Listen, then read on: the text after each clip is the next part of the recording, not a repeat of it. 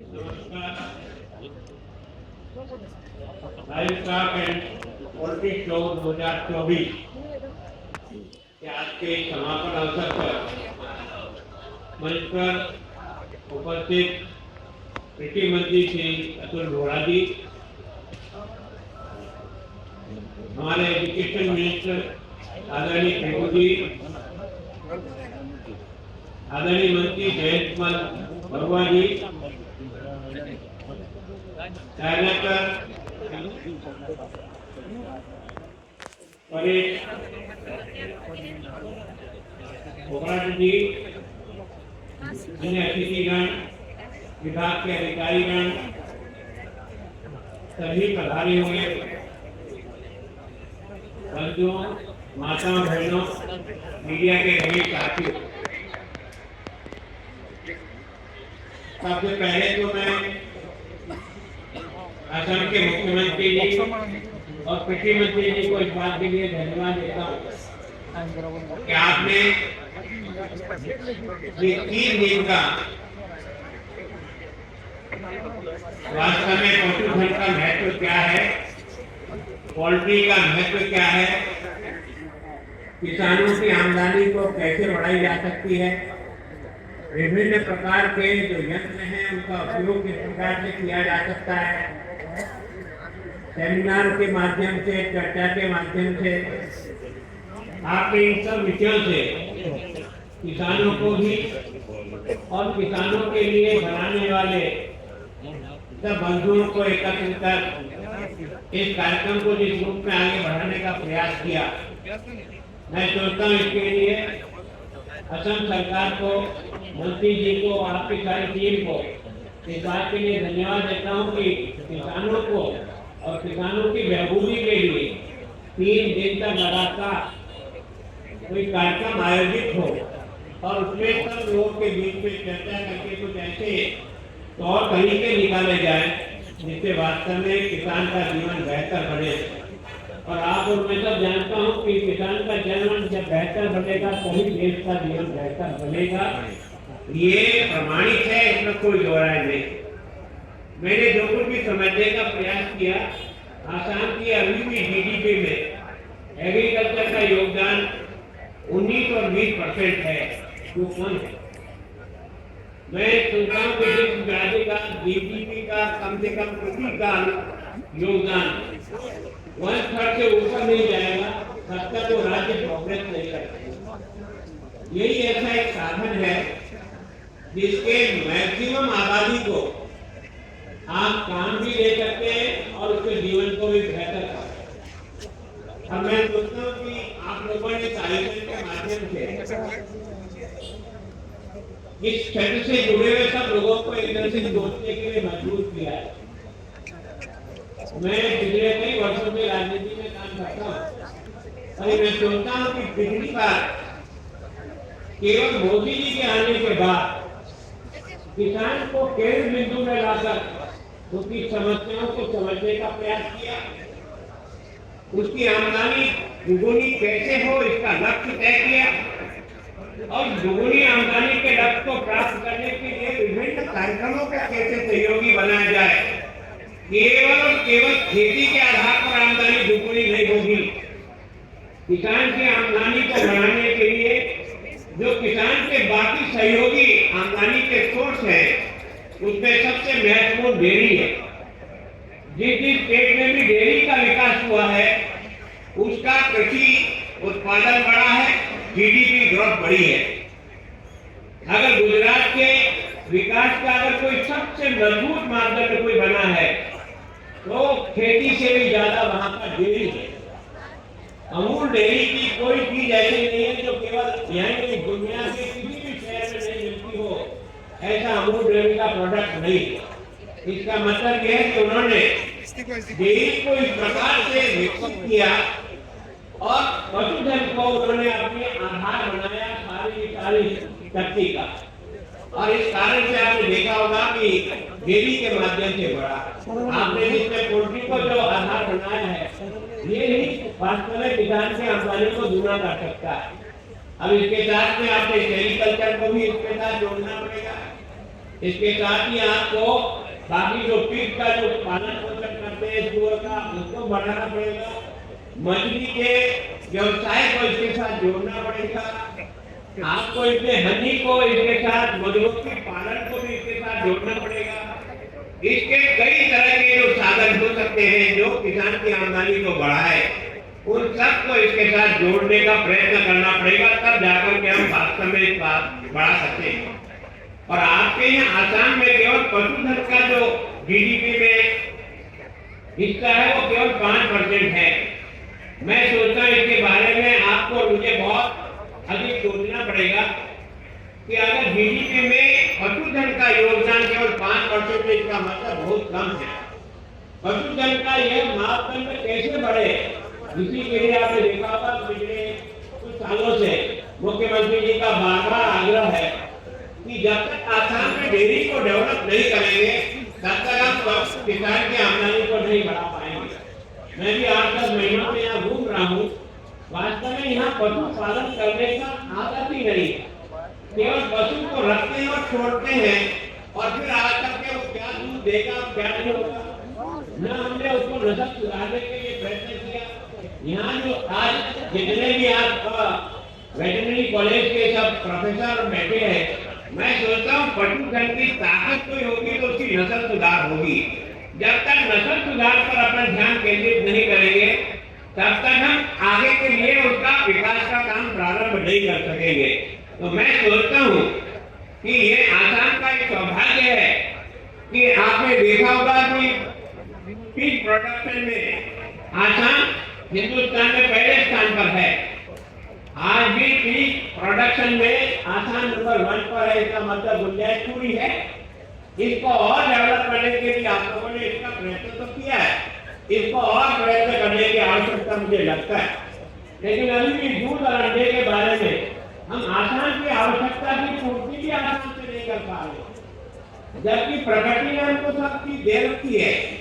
इस बारे में हमें अपना ध्यान केंद्रित करना पड़ेगा और यहाँ का दूध का प्रोडक्शन कैसे बढ़े।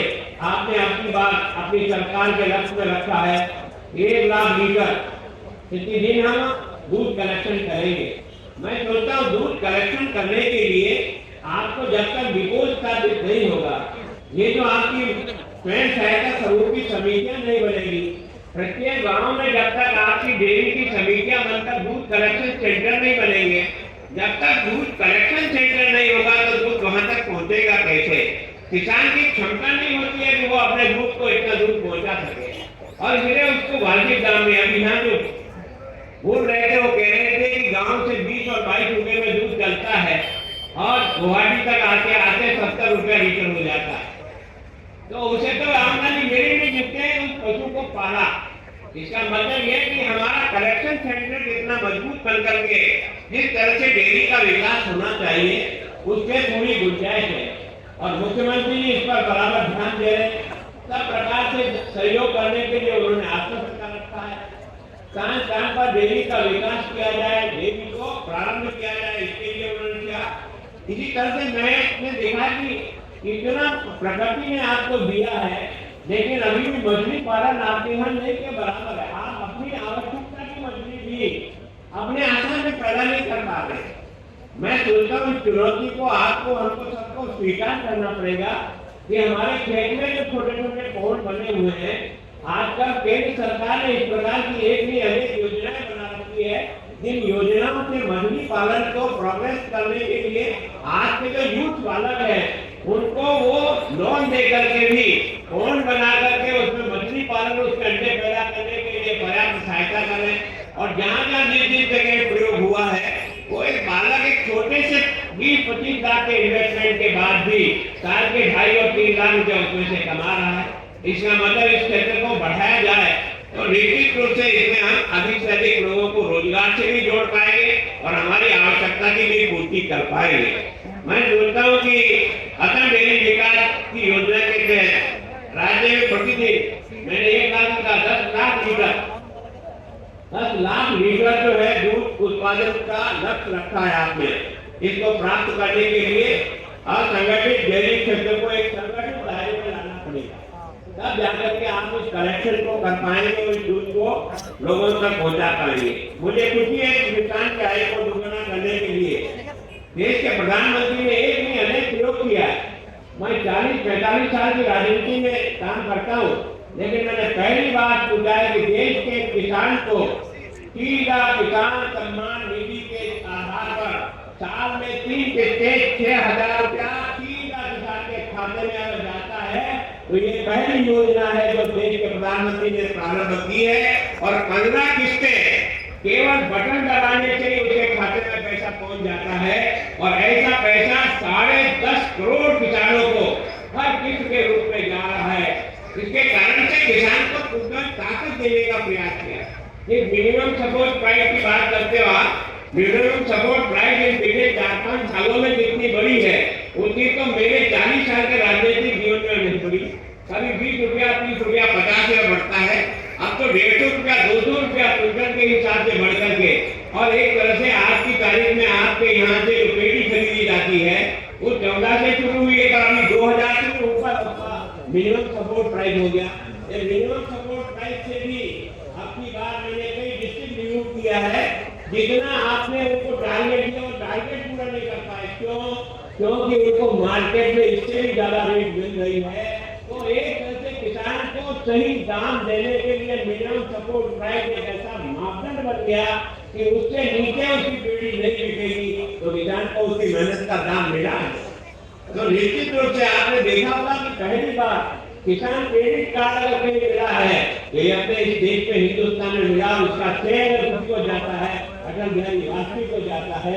इसने किसान क्रेडिट कार्ड के आधार पर किसान को भी एक हैसियत पत्र प्रमाण पत्र दे दिया है कि तुम्हारी ये 10 लाख की जमीन है, तुम क्या इस बैंक में जाकर के यहाँ तक का लोन ले सकते हो, ले सकते हो, उसके कारण से खड़ा होगा। आपने देखा होगा एक नहीं अनेक योजनाओं से वो जो 3 कानून बनाए थे जिसका बहुत अधिक विरोध हुआ था, वो कानून क्या था? वो किसान अपनी फसल को जहां अच्छी से अच्छी कीमत मिले वहां जाकर के वो बेच सकता था, उसके कारण से उसको अपने दामों की और अच्छी भरपाई होती थी। तो मैं सोचता हूँ कि ये जो कुछ परिवर्तन करने के जो कानून बने हैं, इन कानूनों को हम कैसे अपने राज्य में उसका अधिक से अधिक लाभ मिले उसके बारे में हमें निश्चित रूप से विचार करना चाहिए।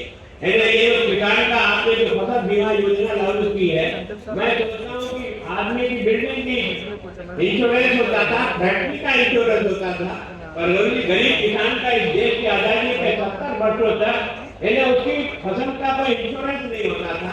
ये पहली बार देश के प्रधानमंत्री ने इंश्योरेंस में केवल किसान से 2% का पैसा दिया जाता है, बाकी 4% हिस्सा स्टेट देता है, 4% केंद्र देता है और नुकसान होने के बाद सारा का सारा पैसा जो इंश्योरेंस कंपनी होती है उसको देती है। तो मैं सोचता हूँ किसान को बहुत बड़ा अपन उसको प्रोटेक्ट कर सकते हैं, उसके लिए उसको इन सब योजनाओं से परिचित कराना पड़ेगा, इनका उससे लाभ लेने के लिए अभ्यस्त करना पड़ेगा, तब जाकर के वो इनका लाभ उठा सकेगा। मैं सोचता हूँ किसान को विभिन्न प्रकार की, आपने देखा होगा कि आपके यहाँ उन्होंने कई प्रकार की योजनाएं दे रखी है जो केंद्र सरकार के सहयोग से।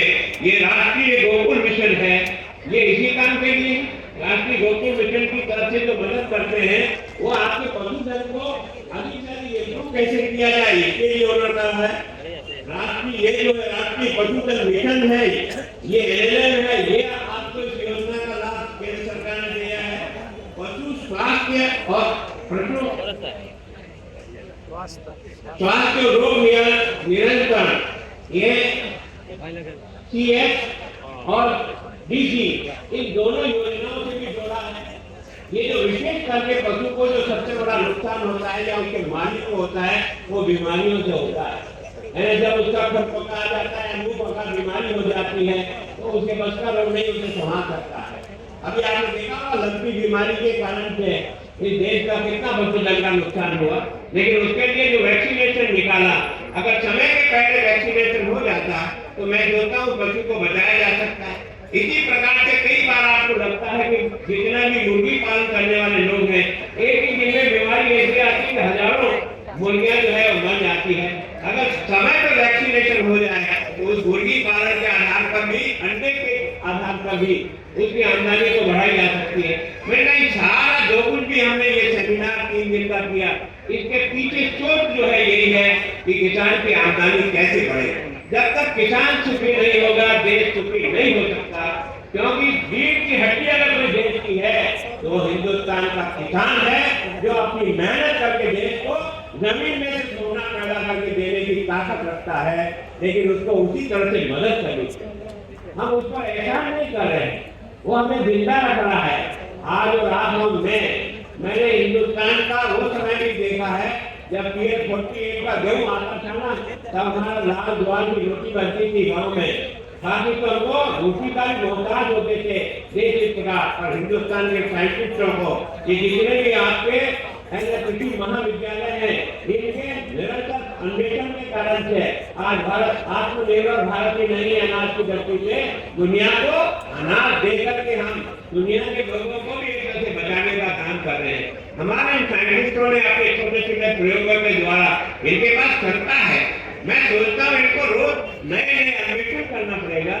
यहाँ जो कुछ भी मैंने देखा है कि केवल एक पेड़ी की खेती करने के बाद बाकी खेत खाली पड़े रहते हैं।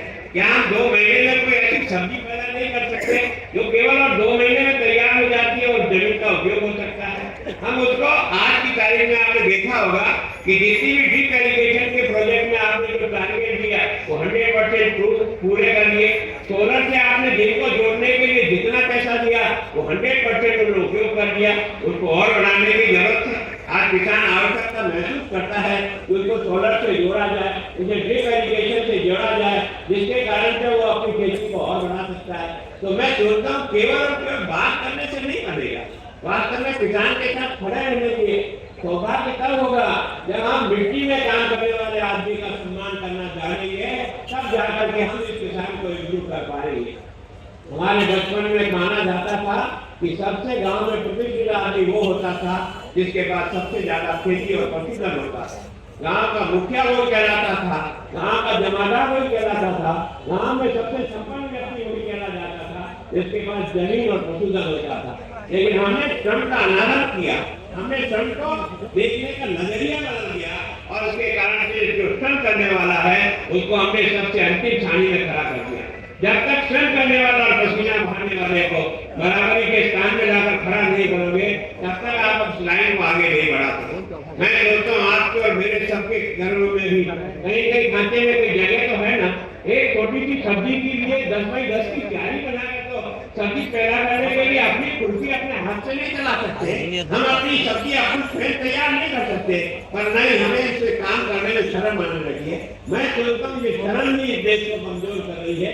अगर हम वास्तव में हिंदुस्तान के किसान को मजबूत करना चाहते हैं तो श्रम का सम्मान करें और स्वयं अपने हाथ से भी श्रम करके और सामने वालों को प्रभावित करने का प्रयास करें। ये धरती माता है जो अपना सीना फाड़ करके आपको मुझे जिंदा रखती है, उस मिट्टी की पूजा होती है तभी देश तरक्की करता है। ये हमारे पूर्वजों ने हमें सिखाया और इसलिए जब भी हल चलाते हैं ना, उसके पहले पूजन करते हैं, धो देते हैं, फिर फल लेकर के और जमीन को खाते हैं कि मैं ये अपराध तो कर रहा हूँ, मैं पूजनी माँ के अपराध कर रहा हूँ अपने आप को चलाने और जिंदा रखने के लिए, लेकिन मैं उसकी पूजा करता हूँ। मैं सोचता हूँ ये जो श्रम के प्रति सम्मान चाहिए, धरती माता के प्रति जो अपना एहसान चाहिए और धरती माता को सीना फाड़ कर जो आपको मुझे जिंदा रखता है उसका सम्मान चाहिए। और मैं सोचता हूँ ये 3 दिन की आपकी एक बैठक इसके लिए बहुत बड़ा माइलस्टोन का काम कर सकता है। अगर हम सब लोगों का दिल और दिमाग इस बारे में लगे कि हम केवल भाषण देकर के इसको तीसरी नहीं करें, इसको हकीकत में जमीन पर उतारने का प्रयास करें और गांव-गांव अच्छी खेती करने वाले, गांव-गांव अच्छा पशुपालन करने वाले, गांव-गांव अच्छी चीज तैयार करने वाले व्यक्तियों का अपने अपने डिस्ट्रिक्ट में सम्मान करने का परिपाटी प्रारंभ करो। एक साल में कम से कम जो है ना वो विश्वकर्मा जयंती के दिन करो चाहे किसी दिन करो, कम से कम किसान को सम्मानित करने का प्रयास नीचे के लेवल से शुरू करेंगे तो आप देखेंगे कि 2 साल में परिवर्तन निश्चित रूप से होगा। और यहाँ के मुख्यमंत्री जी हेमंत जी को धन्यवाद देता हूँ कि आपका दृष्टिकोण इस पर गया है। आपसे यहाँ वेटरनरी यूनिवर्सिटी बने, इसके बारे में भी मैंने उनसे बात की है कि हमें अगर वास्तव में पशुधन को डेवलप करना है तो हमें यहाँ एक वेटरनरी यूनिवर्सिटी बना करके पशुधन को कैसे इम्प्रूव किया जाए, उसकी नस्ल कैसे सुधारी जाए। उनसे आमदनी कैसे बढ़ाई जाए, इसके बारे में विचार करना पड़ेगा। तो मैं सोचता हूँ आप सब लोगों ने मुझे यहाँ अवसर दिया, मैं गौरा जी आपका धन्यवाद करता हूँ कि मुझे भी आपके बीच में और विशेष करके किसान के इस विभिन्न कार्यक्रमों के माध्यम से कैसे उसको सशक्त करें, इसके बारे में जो विचार किया उसके लिए बहुत बहुत धन्यवाद। आप सबका भी बहुत बहुत धन्यवाद। जय भारत।